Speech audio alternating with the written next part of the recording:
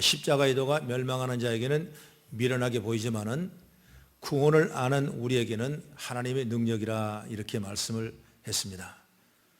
우리가 신앙생활하면서 정말 가장 귀한 것이 뭐냐? 바로 예수 믿고 구원받는 것입니다. 어떤 정치도 어떤 이념도 어떤 환경도 어떤 사회도 아니에요. 우리는 오직 예수만 믿고 예수 믿고 구원받은 것이 가장 기쁨이고 최고의 축복인 줄 믿으시기 바랍니다. 여러분, 우리가 이 주신 복음, 귀한 영생, 이 천국, 이걸 정말 귀하게 생각하시고 항상 마음에 감사하며 믿음으로 승리하며 이기길 주의 이름으로 축원합니다. 그걸 알아야 하나님이 하나님이 됨을 알게 되는 거예요. 이걸 모르면 우리는 하나님이 무엇인지, 하나님 어떤 분인지, 하나님 어떤 역사인지를 모르고 신앙생활할 때가 너무나 많다 이거예요. 그러므로 저 여러분들이 항상 이런 믿음을 가지고 충만하시기를 주의 이름으로 축원합니다. 남아프리카의 어떤 마을에 남자가 있는데 영국에서 내가 알지 못하는 소포가 왔어요. 그런데 착불로 왔습니다. 그 착불의 운임이 너무나 많으니까 이 남자는 알지도 못하는 사람이니까 나는 이 택배를 받을 수 없다고. 그 택배회사에서 그 택배를 보관했어요. 귀찮았습니다. 다시 반품할 주소도 없는 거예요. 그렇기 때문에 놔주다 보니까 이 차에 운반하는 발판으로 사용되고, 그리고 무려 14년이 흘러가지고 이제 그 택배회사의 내역에 보면 이렇게 시간이 많이 흘러간 주인 없는 물품은 경매로 내려놓기를 했답니다. 그래 경매를 내려놓는 거예요. 경매를 내렸더니 어떤 사람이 돈 몇만 원 가지고 그 경매 물품을 산 거예요. 그리고 집어 뜯어보니까 그 안에는 수천만 원이라는 돈이 그 안에 있었던 것입니다. 그래서 영국의 뉴스까지 깜짝 등장할 만한 대단한 사건이 있었다는 것을 말씀을 드립니다. 그런데 여러분, 이 이야기의 주인공보다 더 큰 손해를 보는 건 뭐냐? 아까도 말했지만 우리가 복음을 믿지 아니하고 하나님을 하나님 되게 알지 못하는 그 사람이라고 말이에요. 그래서 오늘 말씀을 통해서 하나님을 신실하게 잘 믿고 귀한 복음을 내가 받았다는 사실을 확신하고 믿음으로 나아가는 저와 여러분 되기를 간절히 바랍니다. 여러분, 출애굽기 24장을 본 말이에요. 출애굽한 이스라엘 사람들의 홍해를 앞에 도착했습니다. 뒤에서는 600 승거의 군사들이 추격해 오면서 다시 애굽으로 데려가려는 이 엄청난 애굽 군사들이 찾아오는 거예요. 여러분, 이런 상황에 그들은 이미 애굽에서 10가지의 하나님의 놀라운 역사를 체험했습니다. 그리고 마지막 10번의 재앙을 통해서 바로가 항복하고 하나님이 어떤 분이란 걸 알고 그들이 달려나왔어요. 그런데 홍해가에 도착했습니다. 이런 은혜를 체험했다면 이때 이 문제 앞에 하나님 앞에 간절하며 기도해야 할 텐데 하나님을 하나님 되게 알지 못하고 그들은 원망하고 불평하고 모세에게 투정을 부리고 난리가 났어요. 그래서 출애굽기 14장 11절 12절을 우리 같이 찾아봅니다. 시작. 그들이 또 모세에게 이르되 애굽에 매장제가 없어서 당신이 우리를 이끌어내어 이 광야에서 죽게 하느냐? 어찌하여 당신이 우리를 애굽에서 이끌어내어 우리에게 이같이 하느냐? 우리가 애굽에서 당신에게 이런 말이 이것이 아니냐? 이르기를 우리를 내버려 두라. 우리가 애굽 사람을 섬길 것이라 하지 아니하더냐? 애굽 사람을 섬기는 것이 광야에 죽은 것보다 낫겠노라. 이렇게 하면서 모세를 원망했습니다. 아니 이게 무슨 말입니까? 애굽 사람을 섬길 테니까 우리를 그냥 놔둬라. 여러분, 하나님이 10가지의 놀라운 기적과 능력을 체험했음에도 불구하고 홍해란 문제 앞에 그들은 모세에게 원망을 했어요. 이스라엘 사람들은 하나님의 은혜로 여기까지 온 사람들이에요. 그러나 이스라엘 사람들이 위기가 닥치자 그 사실을 까마득하게 잊어버린 것입니다. 그리고 원망합니다. 하나님을 하나님으로 믿지 않는 겁니다. 하나님을 번역하면 히브리 말로 엘로힘이에요. 전능하신 하나님인데 그 전능하신 하나님을 잊어버리는 거예요. 그 능력을 잊어버리는 거예요. 여러분, 사람들이 우리들 현상에도 그런 일이 나타납니다. 은혜로 왔는데 죽었다 살아났는데 하나님의 축복 속에 이뤄왔는데 그래도 그럼에도 불구하고 하나님의 은혜를 잊어버리고 내가 주인인 양, 내 뜻인 양 살아가는 사람이 있다 이것입니다. 여러분, 우리가 하나님으로 아는 그런 지혜가 믿음의 신앙이 되기를 바라요. 그래야 오늘 하나님 우리를 보호하사 주의 능력과 영광으로 충만하게 채우게 될 줄 믿으시기 바랍니다. 모세는 10가지 재앙 사건을 경험했습니다. 하나님이 어떤 분인지를 알았습니다. 그래서 원망하는 이스라엘 사람과 달리 이렇게 외칩니다. 출애굽기 14장 13절과 14절 우리 같이 읽습니다. 너희는 두려워하지 말고 가만히 서서 여호와께서 오늘 너희를 위하여 행하시는 구원을 보라. 너희가 오늘 본 애굽 사람을 영원히 다시 보지 아니하리라. 여호와께서 너희를 위하여 싸우시리니 너희는 가만히 있을지니라. 아멘. 오늘 여러분 이 말씀을 통해서 우리 모두가 다 이런 모세의 믿음과 신앙을 갖기를 소망합니다. 하나님의 되심을 인정하는 믿음의 사람이 되기를 소망합니다. 그래서 하나님의 사랑하는 백성들을 다 보호하시는 거예요. 여러분 이처럼 보호 아래 주의 신앙으로 살아가는 우리 성도가 되기를 위한다면 저는 첫째로 하나님이 세상의 주관자라는 사실을 인정하라고 말이에요. 따라합시다. 하나님이 세상의 주관자라는 걸 인정하자. 아멘. 본문은 모세가 가나안 입성을 앞두고 40년 동안 광야 생활을 끝마치고 그 앞에 서서 한 설교가 오늘 본문의 말씀이에요. 그래서 옛날 사람 없습니다. 잘 알지 못하는 신세대들이 세대가 다 바뀌어졌어요. 그들에게 이렇게 설교합니다. 그래서 32절을 오늘 본문은 시작. 내가 있기 전 하나님의 사람을 세상에 창조하신 날부터 지금까지 지나간 날을 상고하여 보라. 하늘 이 끝에서 저 끝까지 이런 큰 일이 있었으니 이런 일을 들은 적이 너희가 있느냐 그 말이에요. 그들은 어찌 보면은 다음 세대이기 때문에 신세대이기 때문에 하나님의 현존함을 못 들을 수 있어요. 그러나 이런 일이 있었다는 겁니다. 40년 광야 세월 동안 하나님 베푸신 기적이 가득했다는 거죠. 그들은 구름기둥과 불기둥으로 인도를 받고 더위와 추위를 피했다는 겁니다. 만나와 메추라기를 그들을 먹여줌으로 건강하게 매일 지켜줬던 거죠. 40년 동안 신발이나 옷도 떨어지지 아니하고 헤어지지 않았습니다. 그렇게 걸어도 발이 부르트지 않았다고 성경은 말씀하고 있어요. 여러분 이런 엄청난 기적입니다. 이런 기적이 일상화되다 보니까 여러분 그 기적을 감사를 받지 아니하고 당연하게 생각한 모습을 볼 수가 있는 겁니다. 그리고 자기 마음에 들지 않으면 원망부터 했는 것입니다. 자기 마음에 조금만 삐딱하면 내 주장, 내 이익이 내 생각대로 튀어나가는 사람이 얼마나 많은지 몰라요. 여러분 하나님은 구름과 불기둥 가운데 우리가 신앙하고 또 믿고 의지하고 따르기를 위해서 교회가 필요한 줄 믿으시기 바랍니다. 그러다 보면 하나님이 우리의 주인이 되셔서 때를 따라 우리를 주관하시고 우리의 모든 일들을 채우신 분인 줄 믿으시기 바랍니다. 그런데 사람들이 자기의 마음에 들지 않으면 원망하고 불평하면서 그들은 하나님이 자신의 주인이고 주관자라는 사실을 잊어버리고 그저 자기의 필요를 채워주는 존재로 생각하고 어찌 보면 하나님은 이리 이용하고 저리 이용하고 여기 붙이고 저기다 붙여서 자기 유익대로 신앙생활하는 사람이 너무나 많다 이것입니다. 프랑스의 소설가 베르나르 베르베르라는 사람이 젊은 사람이 있는데 1986년대에 최고 베스트셀러 나왔습니다. 그 책이 뭐냐면 고양이라는 책이에요. 이 책에 보면은 고양이는 자기를 키우는 사람을 종으로 생각한답니다. 자기를 키우는 사람을 종으로 생각합니다. 왜? 자기에게 먹을 것 갖다 주죠. 잠자리 챙겨주죠. 간식까지 주죠. 목욕시켜주죠. 오히려 주인이 고양이한테 아양을 떨죠. 어찌 보면은 고양이에게 꼭 맥혀가지고 고양이의 종이 되고 있다는 종이 돼요. 오늘 여러분 사람도 그래요 이 시대.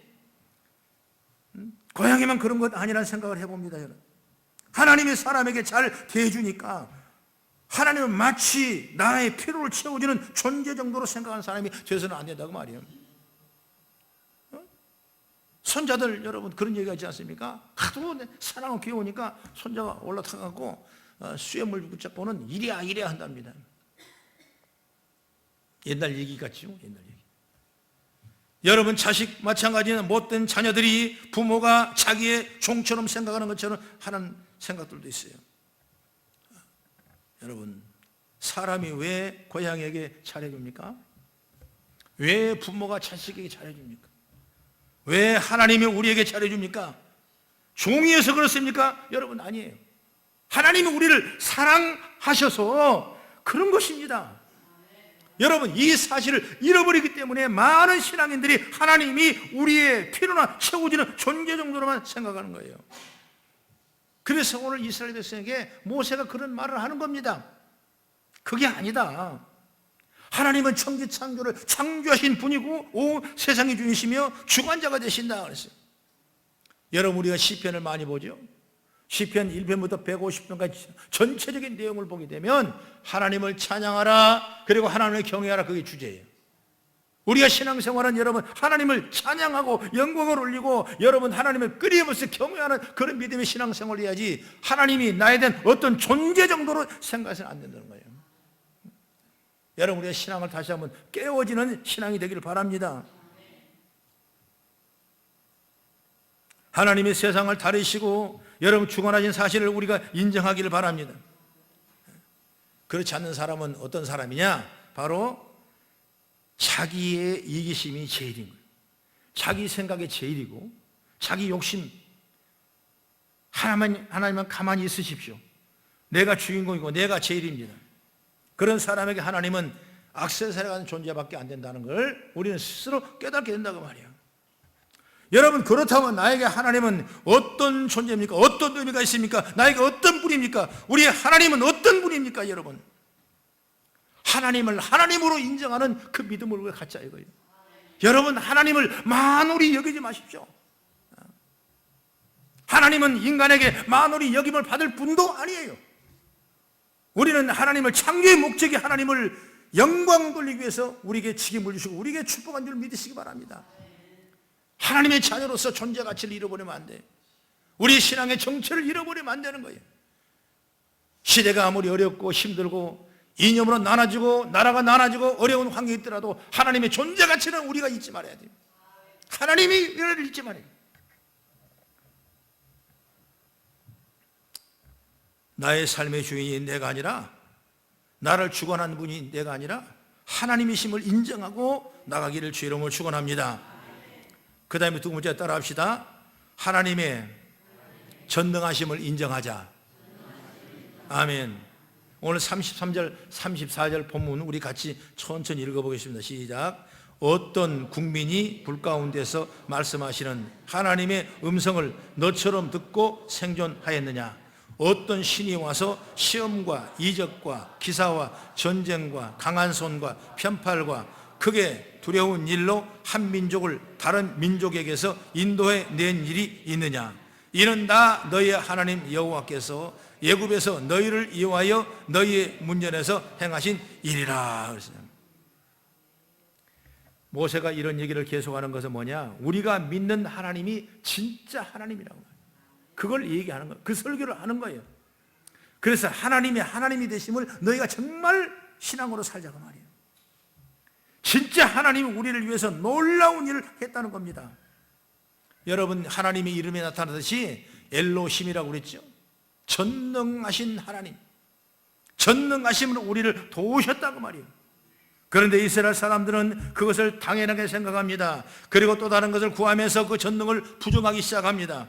유대인들은 표적을 구하는데 그 표적에 하나님이 영광을 위한 것이 아니라 자기 욕심과 채우기 위한 일이라 그래요. 그래서 고린도서 1장 22절의 말씀 보면 유대인은 표적을 구하고 헬라인은 지혜를 구하고 있다. 여러분 그 표적은 하나님의 영광을 위한 것이 될 줄로 믿으시기 바랍니다. 사람들은 자기의 것을 구합니다. 그러면서 그것은 하나님을 위한 것이라고 말합니다. 하나님을 위한 것이라고 하지만 그 안에는 자기의 욕심이 들어가 있고 하나님을 위한다고 말하지만 자신을 위해 일하고 있고 하나님 뜻이라고 말하지만 사실 자기 뜻이 너무나 깊이 관여했다는 사실을 우리는 알아볼 수 있는 제가 열리길 바랍니다. 요한복음 12장 5절의 말씀 보면 한 여인이 옥합을 깨뜨려 주님께 발에다 부을 때, 그때 가룟 유다 제자는 이렇게 말합니다. 이 향유를 어찌하여 300데나리온에 팔아 가난한 자들에게 주지 아니하였느냐 그랬습니다. 자기가 가난한 사람을 도울 수 있는 최선의 선함을 갖고 있는 것처럼 여러분 착각하고 그 믿음을 갖고 있는 거예요. 얼마나 여러분 의롭고 남을 사랑하는 사람이 보입니까? 그런 사람 많습니다. 내가 있는 것 조금 가지고 그걸 보여주면서 자랑하고 그걸 도와주는 척 하는 사람이 얼마나 많은지 몰라요. 하나님은 그런 걸 받지를 원하지 않는 거예요.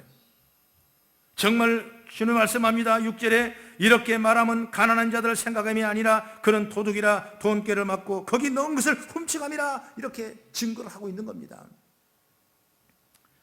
여러분, 우리가 자기 유익, 자기 자랑, 자기 주장, 자기 욕심을 채우기 위해서 하는 말이 되는 것은 안 된다는 겁니다. 그래서 잠언서 15장 3절의 말씀 보면은 여호와의 눈은 어디서든지 악인과 선의를 감찰하느니라 말씀하고 있어요. 하나님이 눈이 없어서 보지 못함도 아니요, 귀가 없어서 들리지 못한 것이 아니다 그 말이에요. 우리가 하나님의 전능하신 말을 하면 끝이 없겠지만은 하나님은 이렇게 우리의 생각과 마음을 아시는 분이기 때문에 우리는 바로 생각하고 바로 말하고 바로 뜻을 이루어가자 그 말이에요. 할렐루야. 하나님은 부족해도 의 가운데 가시면 하나님이 채워주게 돼 있어요. 조금 부족하면 어떻습니까? 조금 적으면 어떻습니까? 내가 하나님을 떳떳하고 주의 의를 따라간다면 하나님 반드시 공의가 역사가 일어날 줄 믿으시기 바랍니다.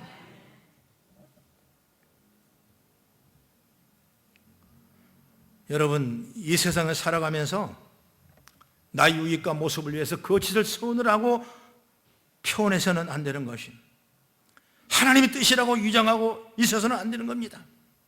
마치 하나님이 멀리 보지 못하는 분처럼 여러분 말하는 행동한 사람이 되서는 안 된다고 말이에요.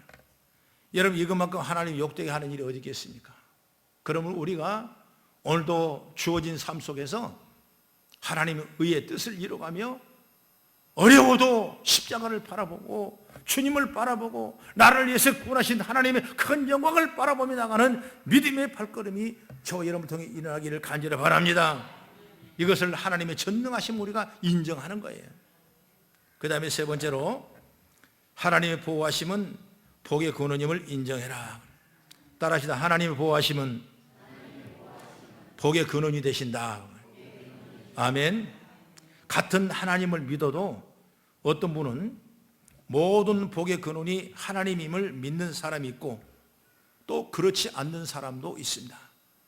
하나님의 모든 복의 근원이라는 사실을 믿는 분은 어떤 일이든 주님 앞에 나와 상의하고 먼저 기도하고 겸손하고 주님 뜻이라면 하고 감사하면서 맡기는 의지하는 신앙이 바로 전능하신 하나님을 믿는 믿음이에요. 그분은 하나님의 보호하십니다. 그리고 복의 근원이 되신 줄 믿으시기 바랍니다. 잠언서 14장 12절의 말씀 보면은 어떤 길은 사람이 보기에 바르나 필경은 사망의 길이니라 말씀하고 있어요. 여러분, 삶에 늘 자기가 앞서는 거예요. 성경은 복이 어디서 오냐? 하나님께로 온다고 분명히 말씀했습니다. 신명기 28장 2절의 말씀 보면 내가 내 하나님 여호와의 말씀을 청종하면 이 모든 복이 내게 임하며 내게 이르리라 말씀하고 있어요. 시편 1편은 뭐라고 합니까? 1절에 보면 복 있는 사람은 악인들의 길을 따르지 아니하고 죄인들에게 서지 아니하며 오직 오만한 자들의 자리에 앉지 아니하고 오직 여호와의 율법을 즐거워하며 그의 율법을 취하러 묵상하는 자가 복 있는 사람을 말씀했어요. 여러분, 하나님의 축복을 우리가 받아야 돼요.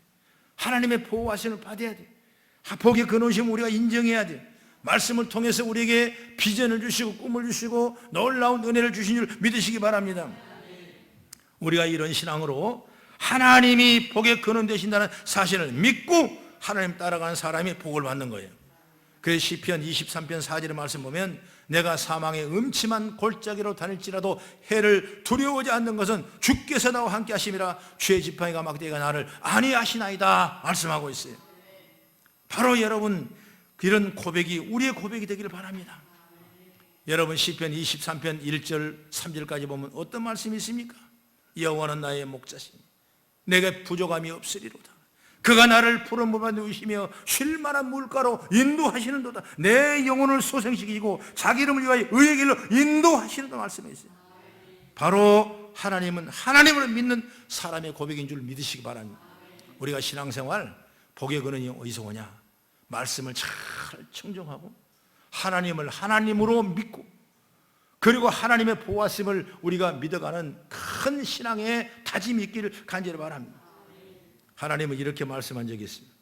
우리 따라 봅시다. 아모스 8장 11절로 같이 읽습니다. 시작. 주 여호와의 말씀이니라 보라 날이 이를지라 내가 기근을 땅에 보내리니 양식이 없어 주림이 아니며 물이 없어 가람도 아니요 여호와의 말씀을 듣지 못한 기갈이라.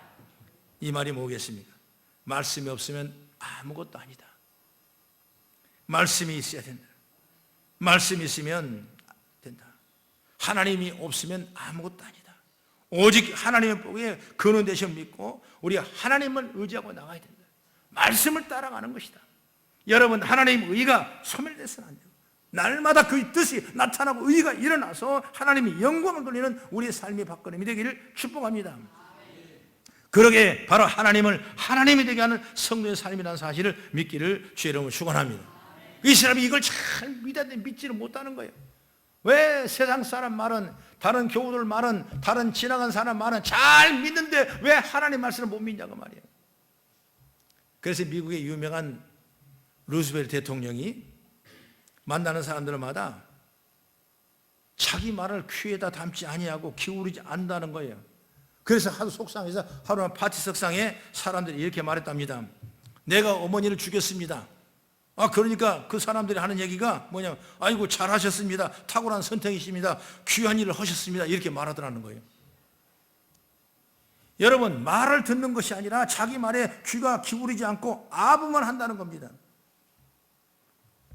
여러분, 우리는 말씀을 따라 믿음으로 사는 거예요. 누구에게 칭찬받고 누구에게 사랑받게 사는 건 아니에요. 신앙에 정말 하나님을 하나님대로 알고 하나님의 보호하심이 우리 있으려면 정말 말씀대로 말씀 뜻대로 살아가는 거예요. 여러분, 그래야 후대가 강성하고 하나님의 능력과 축복의 복의 근원이 되긴 줄 믿으시기 바랍니다. 그래서 오늘 성경을 본문의 마지막 부분을 한번 같이 읽어봐요. 우리 39절과 40절 시작. 그런즉 너는 하늘 위로 하늘에나 아래로 땅에 오직 여호와는 하나님이시요 다른 신이 없는 줄 알아 명심하고 오늘 내가 내게 명령하는 여호와 규례와 명령을 지키라. 너와 내 후손이 복을 받아 내 하나님 여호와께서 내게 주시는 땅에서 한없이 오래 살리라. 아멘. 우리 모두가 이런 하나님을 친정 겸하기를 간절히 바랍니다. 그분을 체험하기를 바랍니다. 그래서 하나님을 하나님이 되게 하는 내가 내 중심이 아니라 하나님 중심의 삶을 살아가는 우리 성도가 다 되셔서 주님이 주신 이 축복들을 귀하게 여기고 오늘도 은혜에 감사하고 내일의 비전과 꿈을 가지고 소망을 가지고 나가는 우리 성도가 되어지길 주의 이름으로 축복합니다. 기도하겠습니다.